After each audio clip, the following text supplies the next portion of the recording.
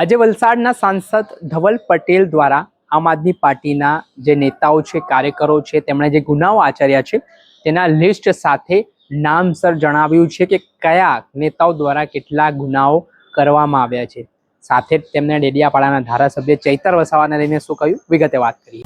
વૈષ્ણવજન તો તેને કહીએ જે પીડ પરાઈ જાનાને રે।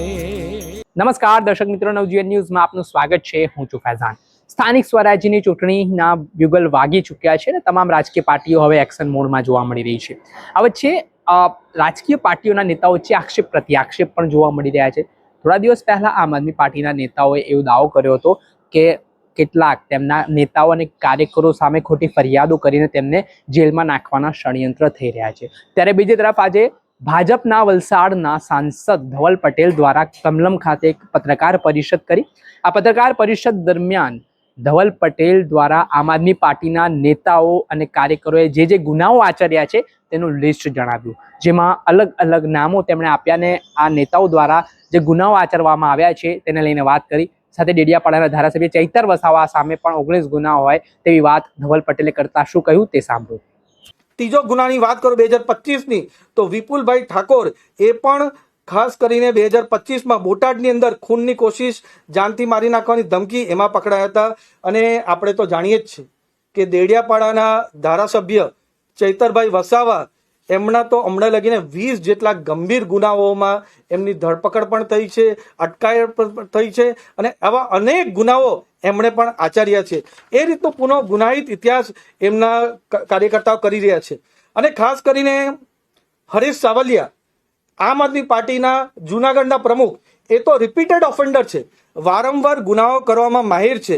જ્યારે 27 ડિસેમ્બર 2025ના રોજ એમણે ત્યાં મારામારીનો ગુનો કર્યો હતો, જે ફરિયાદીની પત્ની છે એને છેડતી કરી હતા અને તરત 3 દિવસ પછી જ એમણે પાછું મારામારી અને આ જ રીતની ઘટના 30મી ડિસેમ્બર 2025ના રોજ કરી હતી। એ બતાવે છે કે જ્યારે આમ આદમી પાર્ટીને સત્તા ન પણ મળે, પણ જ્યારે એમના હોદ્દા મળે ત્યારે આવા ગુના આચરે છે।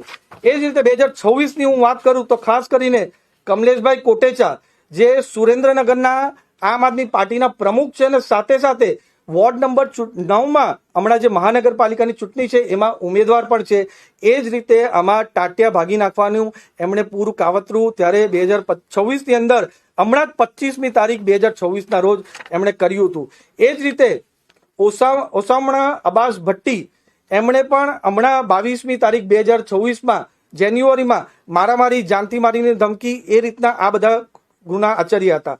પર્વતભાઈ દલાભાઈ બારિયા, એમણે પણ હમણાં જ 2026ની અંદર મહાવ્યતા, જાનથી મારી નાખવાની ધમકી, આ બધા કૃત્યો આચર્યા હતા। આમ આદમી પાર્ટીના પ્રમુખ કાર્યકર્તા એવા સુરેશભાઈ બારિયા, એમણે પણ દેવબારિયા દાહોદમાં આપઘાતના દુષ્પ્રસારણ અને ખૂન કરવાનું અપહરણ, આવા ગંભીર ગુના જ્યારે આચર્યા હતા। આ રીતના આમ આદમી પાર્ટીના પ્રમુખ લીડરો છે। અને ખાસ કરીને હમણાં તાજેતર કેસની વાત કરું તો હસમુખ પટેલ એ ગુજરાતના આમ આદમી પાર્ટીના ઉપપ્રમુખ છે, પ્રદેશના ઉપાધ્યક્ષ છે। એમણે પણ ત્યાં કિડનેપિંગનો અને વુમન એન્કાઉન્ટિંગ, જે એમનો પૂરું આ રીતનું જે કાવતરું હતું કે 80 થી 85 લાખ રૂપિયા અનએકાઉન્ટેડ હતા, ઇલીગલ હતા, એમને જ્યારે આનો પ્રચાર કરવાની કોશિશ કર્યું, આનો એક્સપોઝ કરવાની કોશિશ કર્યો તો એમની પર પણ હુમલો અને કિડનેપિંગનો ગુનો કર્યો હતો।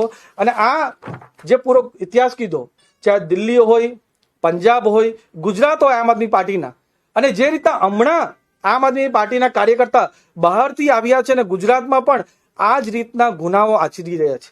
જ્યારે ખાસ કરીને રાઇટિંગના ગુના કરે છે, મારામારીના ગુના કરે છે અને સાથે પ્રોહિબિશન દારૂના ગુનાઓમાં પકડાય છે। ચાહે ઈશા અરોરા, દીપકભાઈ રાજ, અભિષેક રાજપૂત, આ બધા જ કાર્યકર્તા જે આમ આદમી પાર્ટીના બહારથી આવ્યા છે, આવા જાતના ગુનાઓ કર્યા છે। આપણે સાંભળ્યા હતા વલસાડના સાંસદ ધવલ પટેલ, તેમણે આખું લિસ્ટ છે તે જણાવ્યું છે કે કયા નેતાએ કેટલા ગુનાઓ આચર્યા છે ને આ લિસ્ટ બહાર આવ્યા બાદ હવે રાજકારણ ગરમાવાની શરૂઆત થઈ છે। આક્ષેપ પ્રત્યાક્ષેપ છે તે નેતાઓ વચ્ચે લાગતા હોય તેવી સ્થિતિ પણ જોવા મળી રહી છે। દર્શક મિત્રો, આવા જ નવા વિડીયો સાથે આપણે માહિતગાર કરતા રહીશું, એટલે નવજીવન ન્યૂઝ જોતા રહો।